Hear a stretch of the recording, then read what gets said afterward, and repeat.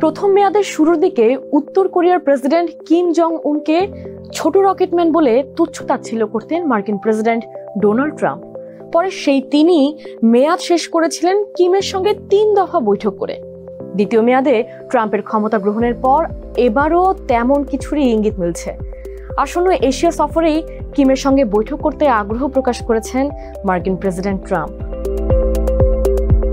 Japan ও দক্ষিণ কোরিয়ায় আসন্ন 5 দিনের সফরকে সামনে রেখে মালয়েশিয়ায় পা রাখতে যাচ্ছেন ট্রাম্প। আর এই সফরেই কিমের সঙ্গে বৈঠক সারতে চান তিনি।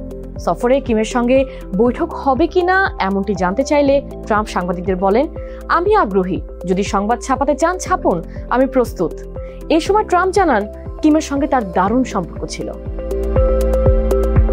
অবশ্য ক্ষমতায় থাকা অবস্থায় একমাত্র মার্কিন প্রেসিডেন্ট হিসেবে উত্তর কোরিয়া সফর করার ইতিহাস প্রথম মেয়াদেই গড়েছেন ট্রাম্প, যদিও তার সেই চেষ্টা খুব একটা কাজে আসেনি।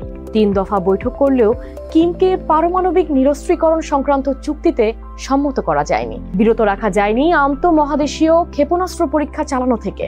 তাই এবার কতটা সফল হবেন ট্রাম্প সে প্রশ্ন রয়েই গেছে।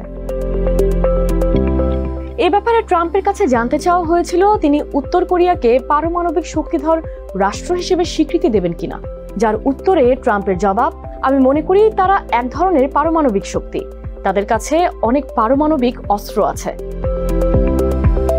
এদিকে ট্রাম্পের সঙ্গে ভালো স্মৃতি আছে জানিয়ে কিমও মার্কিন প্রেসিডেন্টের সঙ্গে দেখা করা নিয়ে আগ্রহ প্রকাশ করেছেন, যদিও এক্ষেত্রে তার শর্ত উত্তর কোরিয়াকে পারমাণবিক অস্ত্র ছাড়ার অযৌক্তিক দাবি বন্ধ করতে হবে যুক্তরাষ্ট্রকে। ট্রাম্প কিমের সম্ভাব্য বৈঠকের দিনক্ষণ অবশ্য এখনো চূড়ান্ত হয়নি, তবে জানা গেছে মালয়েশিয়ায় আসিয়ান সম্মেলনে অংশ নেওয়ার পর অ্যাপেক সম্মেলনে অংশ নিতে 29 অক্টোবর দক্ষিণ কোরিয়ার বুসান শহরে যাবেন ট্রাম্প। সেখানেই এই দুই নেতার বৈঠক হওয়ার সম্ভাবনা রয়েছে।